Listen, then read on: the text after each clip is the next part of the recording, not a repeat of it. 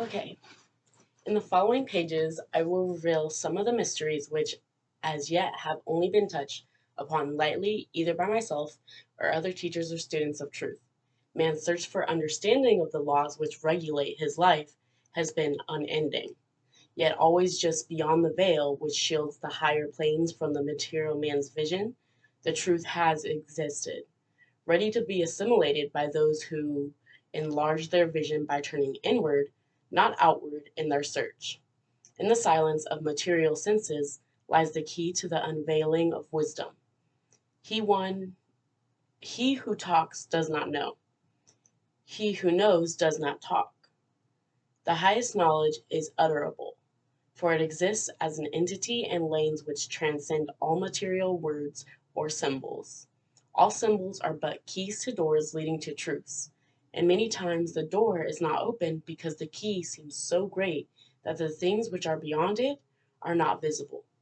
If we can understand that all keys, all material symbols, if are not visible, if we can understand, if if we can understand that all keys, all material symbols are manifestations, are but extensions of the great law and truth, we will begin to develop the vision which will enable us to penetrate beyond the veil. All things in all universes move according to law, and the law regulates the movement of the planets is no more immutable than the law which regulates the material expressions of man. One of the greatest of all cosmic laws is that which is responsible for the formation of man as a material being. The great aim of the mystery schools of all ages has been to reveal the workings of the law which connect man, the material, and man, the spiritual. The connecting link between the material man and the spiritual man is the intellectual man, for the mind partakes of both the material and immaterial qualities. The aspirant for higher knowledge must develop the intellectual side of his nature and so strengthen his will that is able to concentrate all powers of his being on and in the plane he desires. That great search for life, light, and love begins on the material plane, carried to its ultimate, its final goal, its complete oneness with the universal consciousness. The foundation and the material is the first step. Then comes the higher goal of spiritual attainment. In the following pages, I will give an interpretation of the emerald tablets and their secret, hidden, esoteric meanings, concealed in the works, meanings that do not appear on the surface. Okay, in threefold light. And I like to say amen. So, amen. But, I'm going to pull a tarot card. Ooh, the lover card came up. Okay. Preface to the Emerald Tablets of Thoth, the Atlantean. Ooh, these are totally my cards. Hermit, Goddess, God, and then Prince is up right, or not the right, okay. The history of the tablets translated in the following pages is strange and beyond the belief of modern scientists. Their antiquity is stupendous, dating back some 36,000 years BC. The writer is Thoth. is Thoth, an Atlantean priest king who has founded a colony in ancient Egypt after sinking the mother country. He was the builder of the Great Pyramid of Giza. In it, he incorporated his knowledge of the ancient wisdom and also securely secreted records and instruments of ancient Atlantis. For some 600,000 years, he ruled the ancient race of Egypt from approximately 50,000 BC to 36,000 BC. At that time, the ancient barbarous race among which he and his followers had settled had been raised to a high degree of civilization. Thoth was an immortal. That is, he had conquered death, passing only when he willed, and even then not through death. His vast wisdom made him ruler over the various Atlantean colonies, including the ones in South and Central America. When the time came for him to leave Egypt, he erected the Great Pyramid over the entrance to the great halls of Amenti, placed in it his records, and appointed guards for secrets from among the highest of his people. In later times, the descendants of these guards became the pyramid priests, by which Thoth was deified as the god of wisdom, the recorder by those in the age of darkness which followed his passing. In legend, the halls of Amenti became the underworld, the halls of the gods, where the souls pass after death for judgment. During later ages, the ego of Thoth passed into the bodies of men in the manner described in the tablets. As such, he incarnated 3 times. In his last being, known as Hermes, the thrice born, in this incarnation, he left the writings known to modern occultists as the Emerald Tablets, a later and far lesser exposition of the ancient mysteries. The tablets translated in this work are 10, which were left in the Great Pyramid in the custody of the pyramid priests. The 10 are divided into 13 parts for the sake of convenience. The last 2 are great and far-reaching in their import that at present it is forbidden to release them to the world at large. However, in those contained herein are secrets which will prove of inestimable value to the serious student. They should be read not once but 100 times, for only thus can the true meaning be revealed. A casual reading will give glimpses of beauty, but more intense study will open avenues of wisdom to the seeker. But now a word as to how these mighty secrets came to be revealed to the modern man after being hidden for so long. Some 1300 years BC, Egypt, the ancient kingdom, was in turmoil, and many delegations of priests were sent to other parts of the world. Among these were some of the pyramid priests who carried with them the emerald tablets as a talisman by which they could exercise authority over the less advanced priestcraft of races descended from other Atlantean colonies.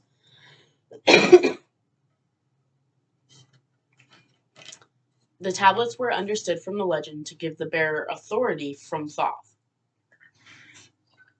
The particular group of priests bearing the tablets emigrated to South America, where they found a flourishing race, the Mayas, who remembered much of the ancient wisdom. Among these, the priests settled and remained. In the 10th century, the Mayas had thoroughly settled the Yucatan, and the tablets were placed beneath the altar of one of the great temples of the sun god. After the conquest of the Mayas by the Spaniards, the cities were abandoned and the treasures of the temples forgotten. It should be understood that the Great Pyramid of Egypt has been and still is a temple of initiation into the mysteries. Jesus, Solomon, Apollonius, and others were initiated there. The writer was instructed to recover and return to the Great Pyramid the ancient tablets. This, after adventures which need not be detailed here, was accomplished. Before returning them, he was given permission to translate and retain a copy of the wisdom engraved on the tablets. This was done in 1925, and only now has permission been given for part to be published. It is expected that many will scoff. Yet the true student will read between the lines and gain wisdom. If the light is in you, the light which engraved in these tablets will respond. Now a word as to the material aspects of the tablets. They consist of 12 tablets of emerald green formed from a substance created through alchemical transmutation. They are imperishable, resistant to all elements and substances. In effect, the atomic and cellular structure is fixed, no change ever taking place. In this respect, they violate the material law of ionization. Upon them are engraved characters in the ancient Atlantean language, the characters which respond to attuned thought waves, releasing the associated mental vibration in the mind of the reader. The tablets are fashioned together with hoops of golden-colored alloy suspended from a rod of the same material. So much for the material appearance. The wisdom contained therein is the foundation of ancient mysteries, and for the one who reads with open eyes and mind, his wisdom shall be increased 100-fold. Read, believe or not, but read, and in the vibration found therein will awaken a response in your soul. In cosmic harmony, Brooke. That's my name.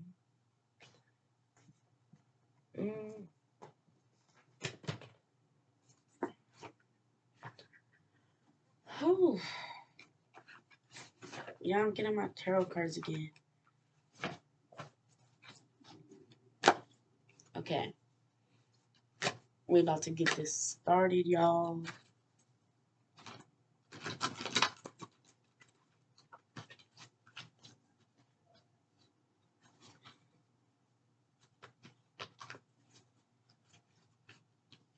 Three of Cups, friendship. King of Cups, understanding. Emotional withdrawal. Responsibility and nurture. Okay. Emerald Tablet 1. The history of Thoth the Atlantean. I, Thoth the Atlantean, master of mysteries, keeper of records, mighty king, magician, living from generation to generation, being about to pass into the halls of Amenti, set down for the guidance of those that are to come after. These records of the mighty wisdom of the great Atlantis. In the great city of Kior, on the island Undal, in a time far past, I began this incarnation. Not as the little men of the present age did the mighty ones of Atlantis live and die, but rather from aeon to aeon did they renew their life in the halls of Amenti, where the river of life flows eternally onward. 100 times 10, I have descended the dark way that led into light, and as many times have I ascended from the darkness into the light, my strength and power renewed. Now for a time I descend, and the men of Kim shall know me no more. But in a time yet unborn I will rise again, mighty and potent, requiring an accounting of those left behind me. Then beware, O men of Kim, if ye have falsely betrayed my teaching, for I shall cast ye down from your high estate into the darkness of the caves from whence ye came. Betray not my secrets to the man of the north, or the men of the south, lest my curse fall upon ye. Remember and heed my words, for surely will I return again, and require of thee that which ye guard. I, even from beyond time, and from beyond death, will I return, rewarding or punishing as ye have requited your trust. Great were my people in the ancient days, great beyond conception of the little people now around me, knowing the wisdom of old, seeking far within the heart of infinity, knowledge that belonged to earth's youth. Wise were we with the wisdom of the children of light who dwelt among us. Strong were we with the power drawn from the eternal fire. And of all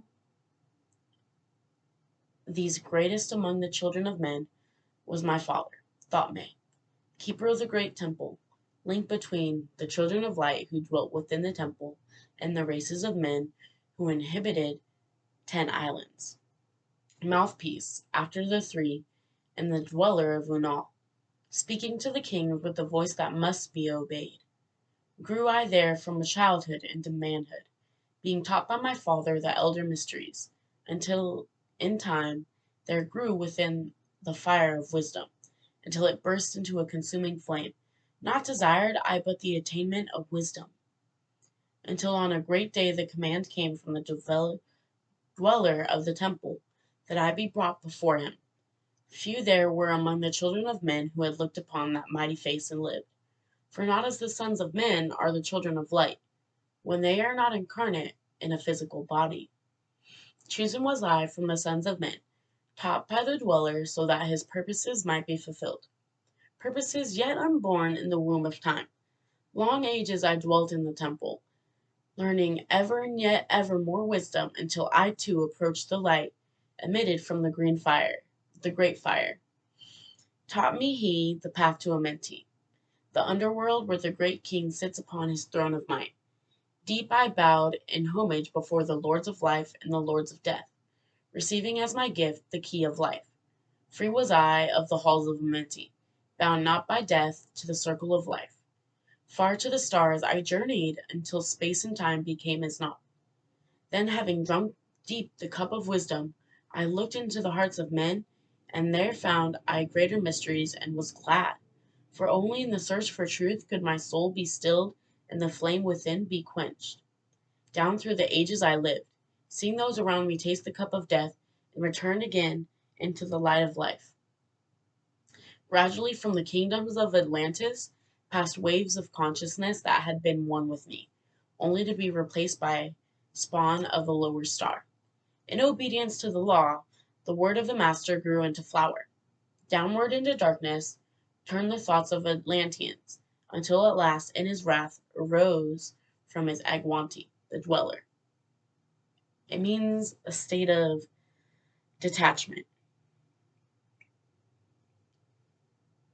Speaking the word, calling the power, deep in earth's heart, the sons of Amenti heard, and hearing, directed the changing of the flower of fire that burns eternally, changing and shifting, using the logos until that great fire changed its direction. I think logos means word or something. Y'all might know better, way better than me. Over the world then broke the great waters, drowning and sinking, changing Earth's balance until only the Temple of Light was left standing on the great mountain of Undal. Still rising out of the water, some there were living, saved from the rush of the fountains. Called to me then the Master, saying, Gather together my people, take them by the arts ye have learned, and far across the waters, until you reach the land of the hairy barbarians, dwelling in caves of the desert. Follow there the path that you know of. Gathered I then my people, and entered the great ship of the Master. Upward we rose into the morning. Dark beneath us lay the temple. Suddenly over it rose the waters, vanished from earth until the time appointed was the great temple. Fast we fled toward the sun of the morning, until beneath us lay the land of the children of Khem. Raging, they came with cudgels and spears lifted in anger, seeking to slay and utterly destroy the sons of Atlantis. Then raised I my staff and directed a ray of vibration, striking them still in their tracks as fragments of stone of the mountain. Then spoke I to them in words calm and peaceful, telling them of the might of Atlantis, saying we were children of the sun, its messengers.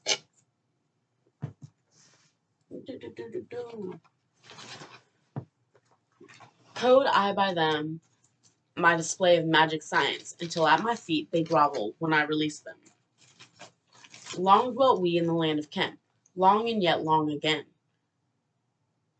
until obeying the commands of the Master, who while sleeping yet lives eternally, I sent from me the sons of Atlantis, sent them in many directions, that from the womb of time wisdom might rise again in her children.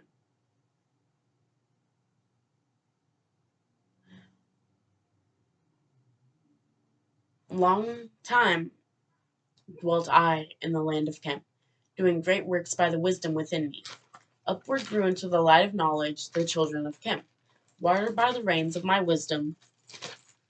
Blasted I then a path to Amenti, so that I might retain my powers, living from age to age a son of Atlantis, keeping the wisdom, preserving the records. Great grew the sons of Khem, conquering the people around them, growing slowly upwards in soul force. Now for a time I go from among them into the dark halls of Amenti, deep into the halls of earth, before the lords of the powers, face to face again with the dweller. Raised I high over the entrance, a doorway, a gateway leading down into Amenti.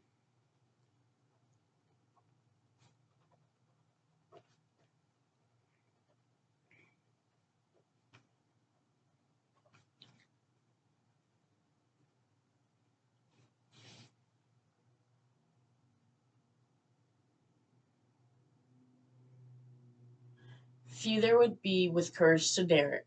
Few passed the portal to dark Amenti. Raised over the passage, I, a mighty pyramid, using the power that overcomes earth force, gravity, deep and yet deeper placed I a force house or chamber.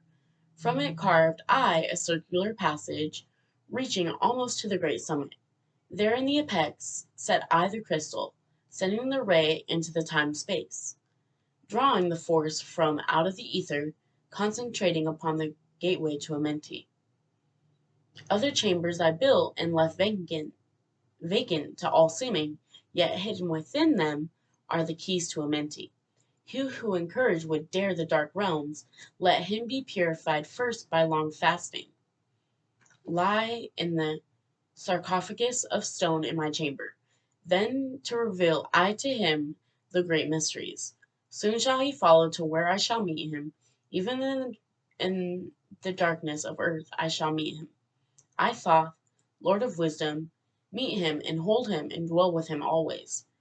Built I the great pyramid, patterned after the pyramid of earth force, burning eternally so that it, too, might remain through the ages. In it I built my knowledge of magic science, so that it might be here again when I return from Amenti. When I sleep in the halls of Amenti, my soul roaming free will incarnate, dwell among men in this form or another. Hermes, twice born, thrice born.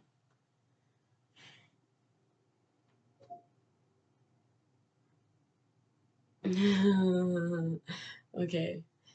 Emissary on earth am I of the dweller, fulfilling his commands so man might be lifted. Now return I to the halls of Amenti, leaving behind me some of my wisdom. Preserve and keep the commands of the dweller. Lift ever upwards your eyes towards the light. Surely in time ye are one with the Master. Surely by right you are one with the Master. Surely by right you are one with all. Now I depart from you. Know my commandments, keep them, and be them, and I will be with you, helping and guiding you into the light. Now before me opens a portal. Go I down into the darkness of night.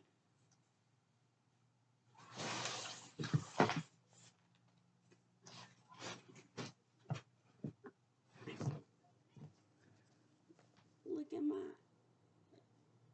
painting. Thanks. Thanks for coming to my TED Talk, y'all. I'm going down into the darkness of night.